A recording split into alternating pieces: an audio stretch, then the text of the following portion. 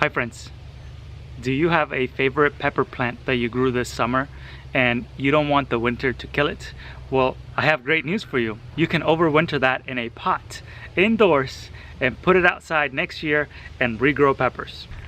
I have successfully overwintered many peppers in my life before, but the one that I had the most successful was a small Thai pepper that I got in 2016, and I kept that for 4 seasons, and then the 5th season I let it die because it was a little too old. But I was very successful and I collected hundreds and hundreds of peppers each season from the same plant. In the tropics, peppers are perennial. For example, my grandmother has been growing pepper plants for many years, and those plants grow for 3 to 5 years each. But in the tropics, the plants grow tall and lanky, and every once in a while you need to come in and chop them up and let the new shoots come up, and that produces a growth spur that produces more peppers. This year I wanted to grow as many peppers as I could, and in fact my pepper production this year was very spotty. I did not get that many peppers. So I actually want to save some of my very favorite peppers of the year. Some peppers I planted so late in the season, only 2 months ago, that I knew from the beginning that it was not going to be enough time for them to mature. So I already had in mind the overwintering plan. So let me show you how I will be overwintering my peppers this year. You will need a trade gallon pot. This is about 3 quarts of a gallon. And I don't know why they're called a gallon if they're not a gallon, but you take it up with whoever made up the name. We're gonna put 2 pepper plants in one of these pots. It's very simple. You're gonna need some potting soil. This is just a generic potting soil from a big box store and nothing special. Check out this little jalapeno pepper plant I'm growing here. This is actually a yellow jalapeno. This is a yellow jalapeno. I grew this from a seed and I grew only 4 plants, but only 1 pepper has matured. And check out how cool this is. It's a yellow jalapeno. I'm assuming if you let it go a little longer, it will actually turn red. But this is so cool and so interesting. I bought the seeds from Botanical Interests. That's the name of the company that produces these seeds. And yeah, I think it's gonna be just as spicy as a regular jalapeno. I don't think this is a hybrid. I think this is a stabilized seed. So I think if I save seeds from this one, if I plant a seed from here, I'm assuming I will get another fruit that is also yellow. But I'll never know until next year. So I have my jalapeno plant right here. You can see that it's had better days. It actually never took off. And that one has some sort of disease because the leaves are a little curled like that. This one is looking a little bit the same way. And then I have this one. So I think I'm gonna keep this one right here and this one over here, which I just harvested from. So let me show you how to do this. You wanna start by digging up the pepper plant. You wanna get as much as the root ball as possible.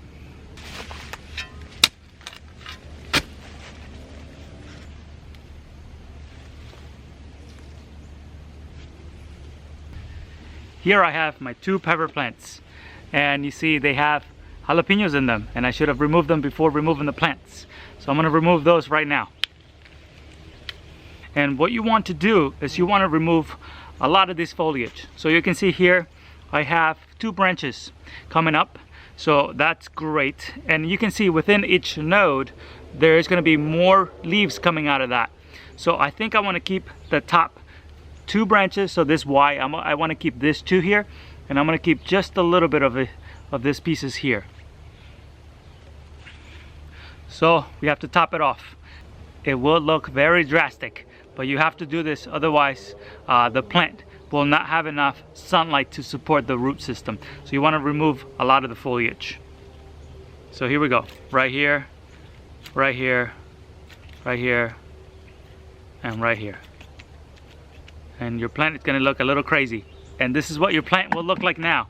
If your plant is bigger than this, you can always trim it down to just about this. You want to have at least a little bit of a branch structure, and wherever there's a node, that's where more leaves will come out of. So this is perfect. You see, I have this bare root, and you need to leave as much of the soil behind as you can, because otherwise you're going to bring in bugs into your house. So by removing the soil, you're leaving the bugs behind.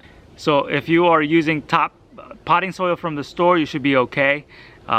But if you're reusing potting soil, I will show you what you need to do next in order to prevent bringing in pests into your house. So let's remove the second one here. This one has 3 branches, so I'm gonna go a little bit lower on this guy. So it's so drastic, but you definitely need to remove the leaves in order to have success with this method. I have emptied my container, and I will add soil to about 1/4 of it, and then I'll put in my plants. So let's add a little bit of soil here. It's about 2 inches deep now. So I'm gonna put my plants in now, like this, and cover them up with soil.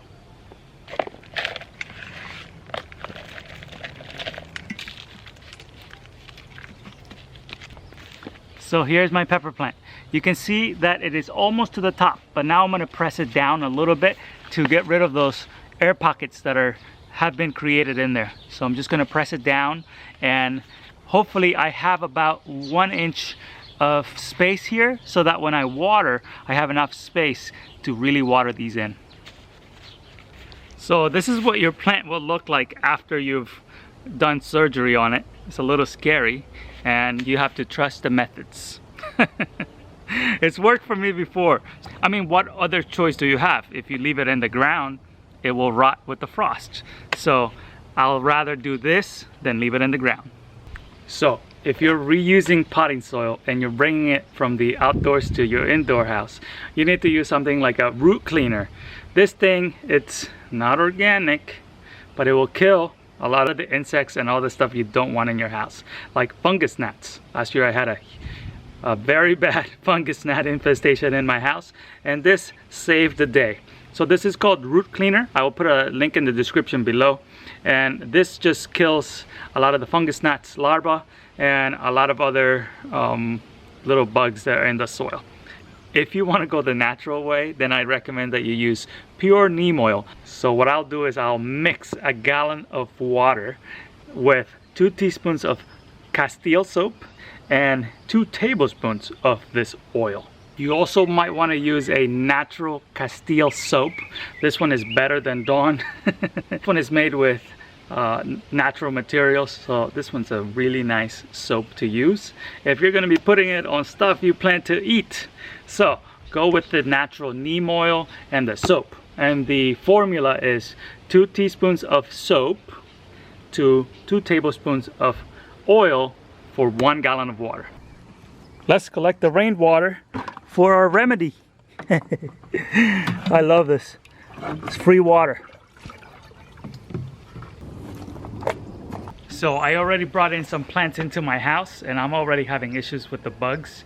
So I'm gonna mix 2 gallons so that I can take this water upstairs and start watering some of those things too. Okay, so it might come out and you might be able to see it, and this oil is too cold outside right now, and so it's solidified just like coconut oil.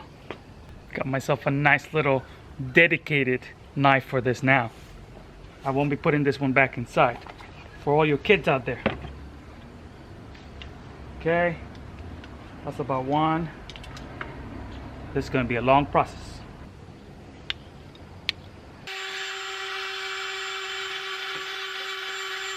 Okay, that is working, but it will take me an eternity. So let's change methods.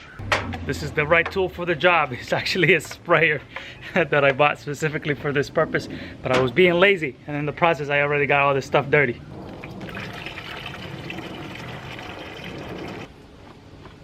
Here we go. That's more like it. Now you take this thing and you're supposed to shake this thing up to make the solution very homogeneous. Now that our mixture is complete, we just have to put the water in our jalapenos. So you want to drench this solution quite well into your mix here, and you want to stop as soon as the water starts coming out of the bottom. This is what your pepper plant will look like after you spray it. You can clearly see a little bit of oil film here, and that oil is actually what's going to kill those insects that you don't want to bring inside your house. Now that you treated your plant, you bring it indoors and put it in a sunny location. This window here will get a lot of sun, and I actually will add a few additional artificial lights in order to keep this plant going throughout the whole winter. This is my little growing setup that I have going here. I'll make a separate video on how to set up your grow room by a sunny window. I have papayas here. That's my next project from next year, growing papayas in Northern Virginia. I hope that you enjoyed the video and that you're able to save your peppers and overwinter them, and that we can together grow a lot of peppers next year. Please like and subscribe, and make sure that you are following the channel so that you can see the updates on all the other projects I have going on this winter.